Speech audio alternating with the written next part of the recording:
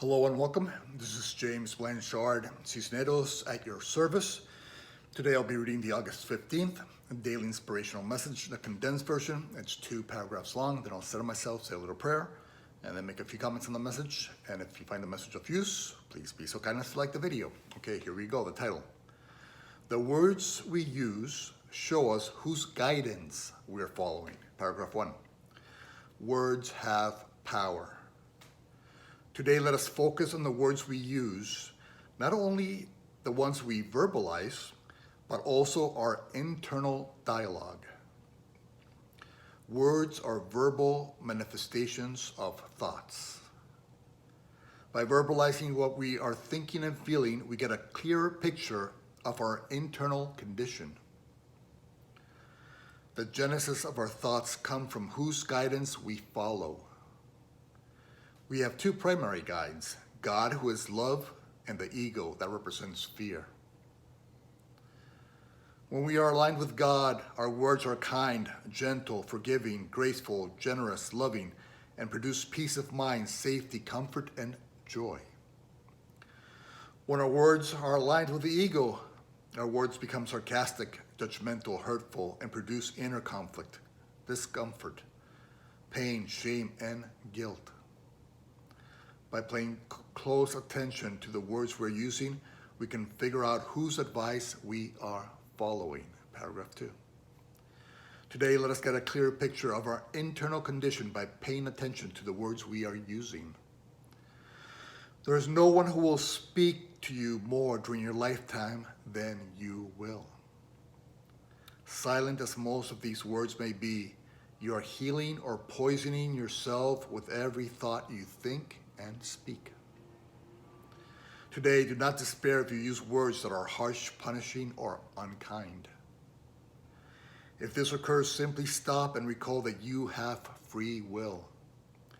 Thanks to free will, in any moment you can shift from fear to love, and from being unkind to kind.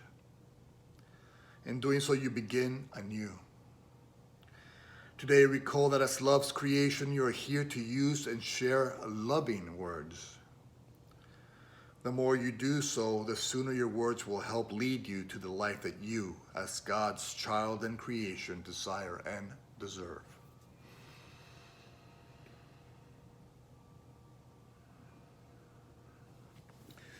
All right, the words we use show us whose guidance we're following. Okay, today I'm going to make 5 points that I trust will assist both of us in the implementation of today's daily inspiration. Point number 1, we set the goal. Okay, what is our goal? Before every interaction, during every interaction, and after every interaction, let us make a mental note of the words we used. Because the words we used are going to show us a picture of what we are believing within us ourselves. And so that's point number 1. Just pay attention to the words you're using. Point number 2. A few things that your words show us is whatever words you use, they're simply an external picture of an internal condition. Okay, so they're showing you, your words are showing you where you reside within your heart and within your mind. Also, they're showing you where you need to maybe forgive yourself and or forgive others, where you're being triggered.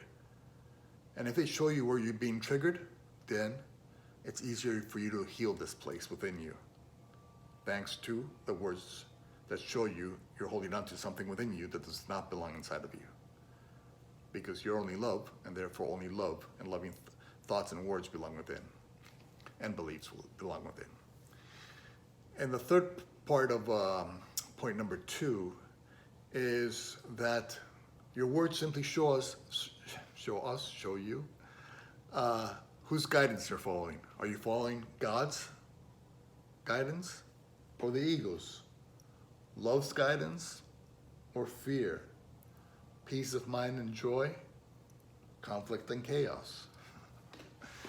And so that's what your words also help you see. Whose guidance you're following.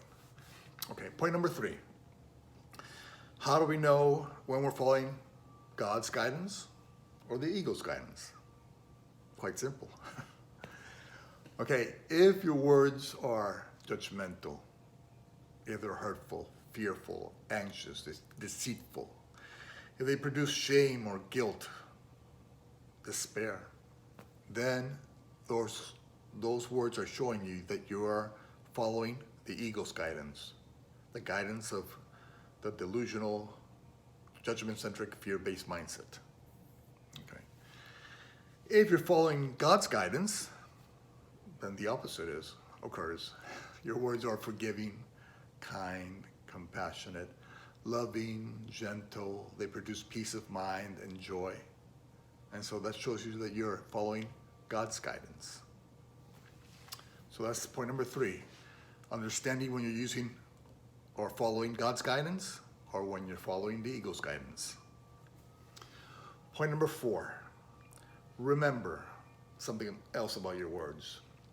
3 more things I would say.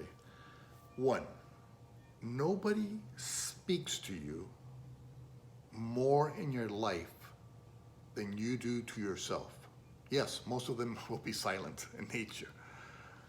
There will be non-verbal thoughts, but you're still speaking to yourself. And so remember, nobody speaks to you more than you do. And so pay attention to the words that you're using on yourself. Are they supporting you? Are they lifting you up? Are they putting you down? Your choice, free will. The second part of point number 4 is note that you poison or you heal yourself with every thought you think. Okay? And so pay attention to those words because they're leading you either to a higher place where you can fulfill your function, or they're leading you to a lower place where you are lost and confused and conflicted. And the third part of point number 4 is allow your words to lead you to your purpose. Your purpose as God's loving creation is to be the loving light of the world. And so are your words leading you to supporting and reinforcing your loving light? Are they? Or are your words leading you down to the pit, down to further darkness? And so are your words leading you to the light within you, within us all, that we came here to be and share? Or are they leading you away from your mission and purpose in life? That's something you can figure out by the words you're using. And the final point is, if your words are leading you to darkness, do not despair, okay? Don't punish yourself for being not spiritual enough, not kind enough, not whatever enough. Don't add darkness to darkness by judging and punishing yourself for walking on the path to darkness. No. Simply practice, instead of punishing yourself, practice recognizing when you're out of alignment with your true purpose and mission in life, which is to be the light of the world. And so you just practice catching yourself quicker and quicker when you're out of alignment with your true purpose, which is to be a light in the world. And then you stop, you recognize that you're out of alignment, you stop, take a breath, recall your function. I'm here to be the light of the world. Therefore my thoughts and yes, my words have to lead me there. And so I now choose this moment to realign with the truth in me, the love in me, and now only offer loving words to my brothers and sisters.